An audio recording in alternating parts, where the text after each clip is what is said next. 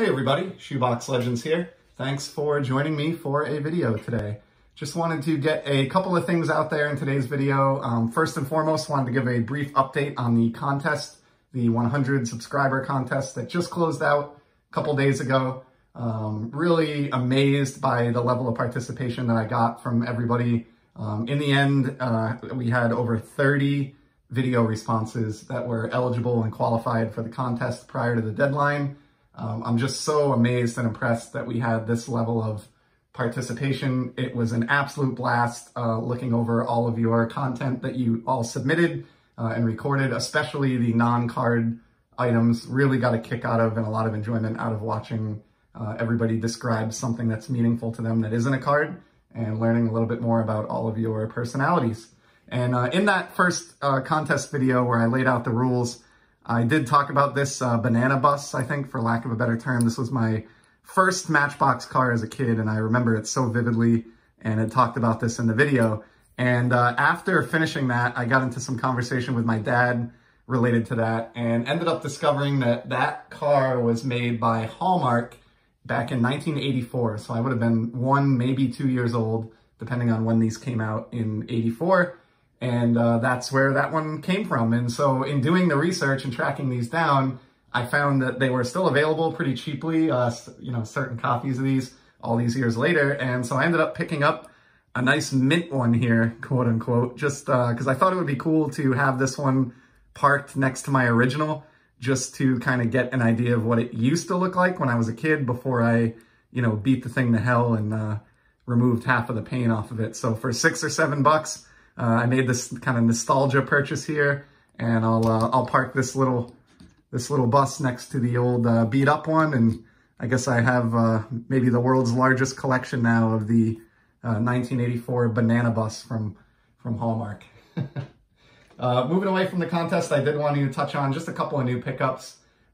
First, I have a football card, so this is somewhat of a rarity for the channel, but I grabbed this Julian Edelman Hollow Parallel from 2016 Donruss football.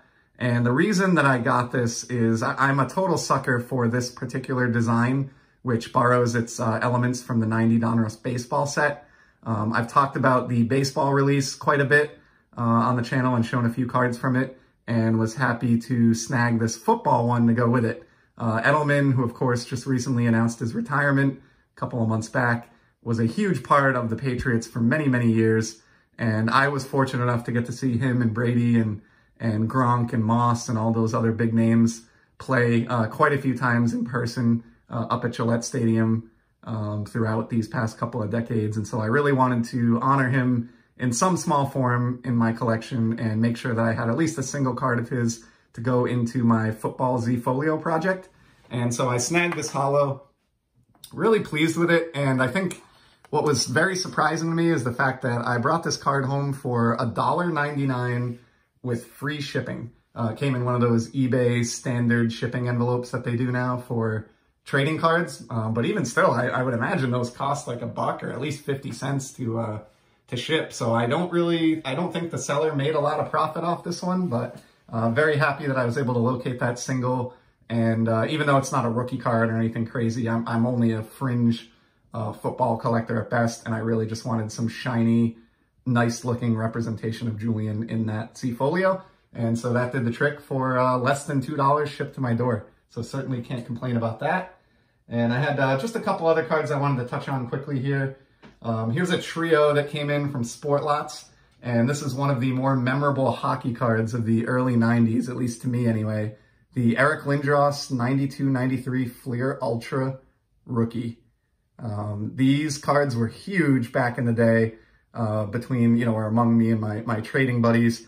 Anything that had this ultra gold foil rookie ribbon was sort of like elevated to an amazing card in our minds, you know, for no other reason than that. But of course, Eric went on to have a very epic career at the NHL level and was a very successful player who's now enshrined in the Hockey Hall of Fame. And so I scooped up 3 of these for, I think, the site minimum 18 cents a piece, believe it or not, on Sport Lots, with the intent to tuck those into a Hockey Z Folio at some point, just as sort of a nice throwback to my early days of collecting NHL cards.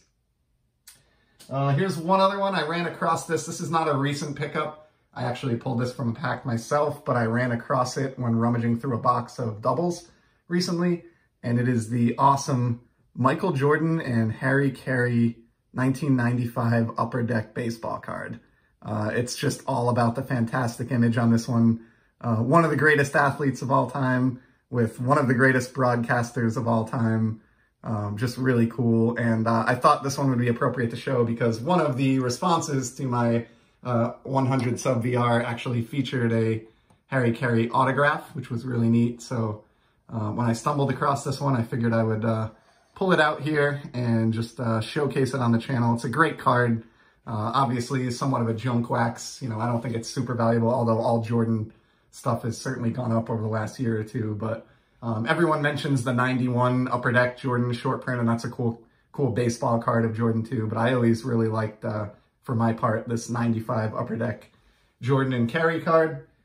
And then the final one I have today, I talked back in episode 90 about my love for the 1990 Topps baseball set. And it was the first set that I ever collected as a kid. And I got a comment in that video from Andy over at Flying Dutchman Cards asking me if I had ever collected any of the Topps Archives cards from recent years that used the 1990 Topps design. And I answered him that I haven't actually done that, and I don't really know where it is that I draw the line at collecting 1990 Topps related cards, sort of, you know, in relation to my love of the set, but that aren't exactly 1990, but I haven't pursued those Archives cards for whatever reason. But I did stray recently and pick up a card that is not 1990 Topps, but is heavily inspired by it. And it actually is my very first Project 70 card. So I didn't really get too deep into Project 2020 last year, and I haven't done so with Project 70 this year either. It's not that I don't enjoy the cards, it's just that, you know, I have a collecting budget and it only stretches so far month to month, and they don't seem to typically make the top of my list in terms of things that I'm searching out. I do have a handful of 2020s, but this card here is actually my first Project 70, and it's one that I'm really happy to have reeled in here. It is the Ermsey Doc Ellis. So this is just really, really cool. I think the 1990 design works beautifully here because it kind of has that bright color and comic book type feel to the 90 set.